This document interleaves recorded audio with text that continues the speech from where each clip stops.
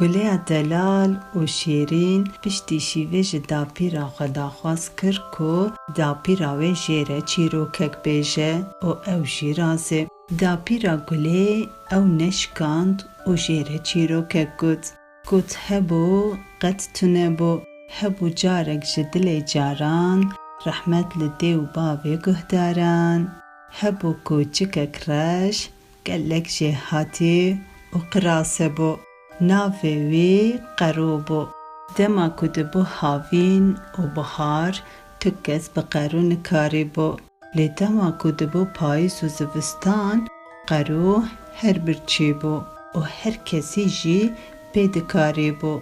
Ji ber ku qero tu car amadekariya zivistanê nedikir.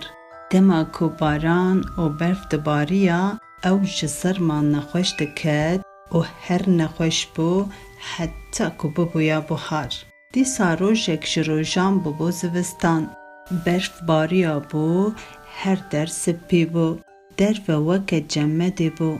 Qero ji serma diricifî û qero ew roj soz da ku hekelê bibe havîn wê ji bo xwe xaniyek ava bike û amadekariya payîz û zivistanê bike. Xwedê hate rehmê û dîsa bû bihar û her der bû gul û kulêl. Tav derketiye û her der gelek gelek xweş û geşe. Lê qero dîsa li keyf û eşqa xwe dinêre.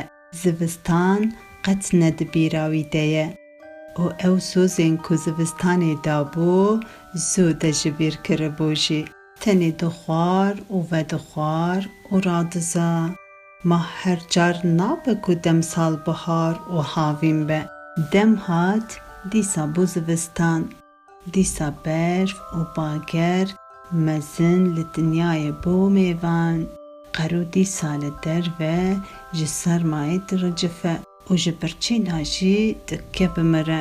Ji xwe re dibêje heke min bihar û havînê amadekariya zivistanê bikira, niha ez ne di vî halî de bûm û mixabin. Qero ew sal ji zivistanê dernakeve û dimire. Çîroka me çû nav daran rehmet li dê û bavê guhdaran. O di vê navberê de gulê dixewre diçe. Dapîra wê jî li hêvê davêje serê û ew jî diçe radize. Dibe sibe.